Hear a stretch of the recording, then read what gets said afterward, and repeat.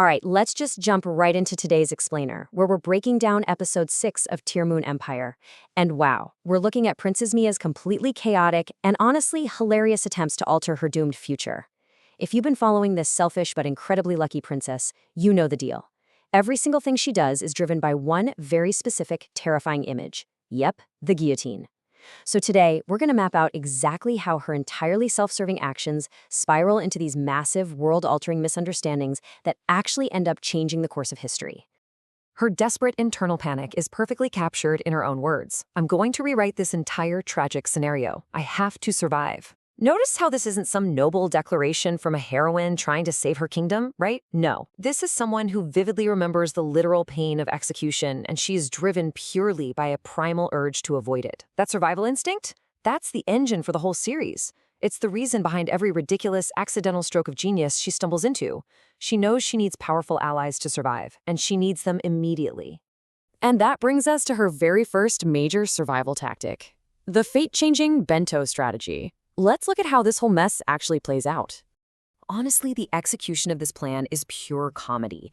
Mia decides the ultimate way to win over Prince Abel and, secure the Remno Kingdom's military might while she's at it is through his stomach. So, step 1.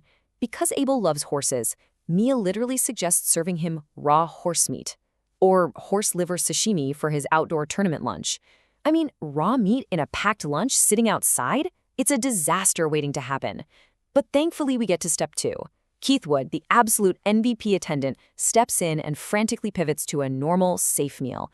He's sweating in the kitchen doing all the actual cooking, while Mia basically just cuts up some bread. And then, the kicker. Step 3. When the food is finally presented to Abel, Mia proudly takes full credit for the special horse-shaped sandwich. Keithwood is the true hero here, but Mia just happily absorbs all the praise without even a second thought. Seeing the gap between these two perspectives is just brilliant because it perfectly illustrates the core misunderstanding of the entire series. Think about Abel's reality for a second. He sees this incredibly pure, angelic gesture. He genuinely thinks Mia is crossing strict class boundaries to personally thank servants and that she has this deep, unwavering belief in him. He's completely moved by it. Meanwhile, in Mia's reality, pure survival mode. She is literally just checking off a box to secure a military alliance while Keithwood does all the work. Her inner monologue has zero romantic affection. It's just a desperate, calculated move to keep her head attached to her shoulders. But here is the crazy part. This incredibly selfish bento plot actually works, and it leads directly to Prince Abel's miraculous victory. So Abel completely shocks everyone in his very first match, which happens to be against his incredibly toxic older brother. The source shows the brother just relentlessly belittling Abel, which Abel mostly takes in stride. But then, the brother makes one fatal mistake. He insults Mia. He implies he'll discipline her if she ever marries into the family. And that's it. Breaking point reached. Abel raises his weapon and declares, "If you say anything more to insult the princess, I will absolutely not forgive you." Fueled entirely by this fierce need to defend Mia's honor, Abel unleashes his kingdom's first stance and just completely overwhelms his brother for a stunning victory. But naturally, Mia's reaction to this is not romantic at all. The emotional whiplash here is just incredible. When she sees Abel win, her thoughts are pure, unadulterated self-preservation. If he's this strong, maybe he can make Sion squeal too. This is relying on others, so yeah, no fairy tale romance here. She just realizes she can use Abel as a giant meat shield against her biggest enemy, Prince Sion. The guy who executed her in the previous timeline. She is just absolutely thrilled she found someone strong enough to do her fighting for her. And that perfectly sets the stage for the dramatic climax of the explainer today, the clash with the genius Sion.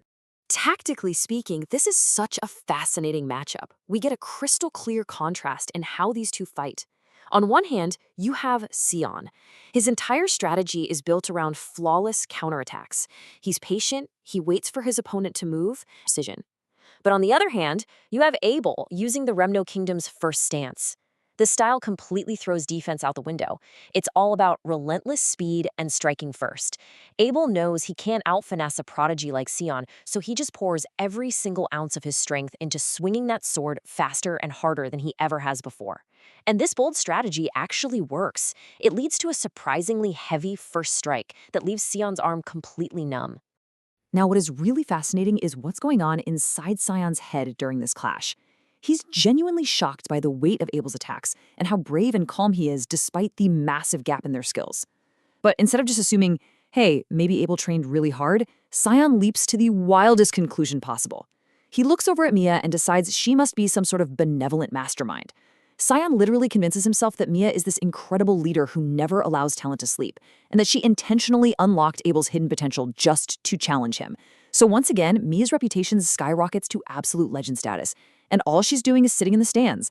And Abel is fully buying into the illusion too. He grips his sword and tells himself, Princess Mia believed in me, therefore I cannot afford to lose.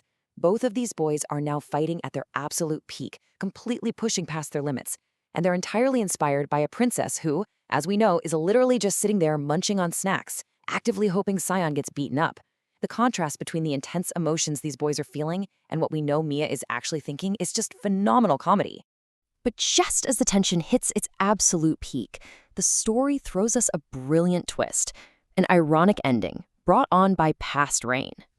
All of that epic, high-stakes buildup is just abruptly halted.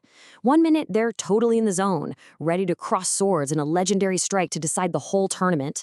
And the next, the sky just opens up. The rain pours down and the match is officially canceled. It's declared a draw. All that emotional growth, all the intense tactical analysis, and all those profound misunderstandings are literally washed away in an instant by a completely random act of nature. And here is the ultimate comedic tragedy of it all.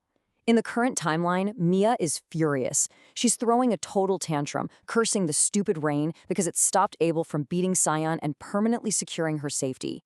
But here's the kicker from the source material.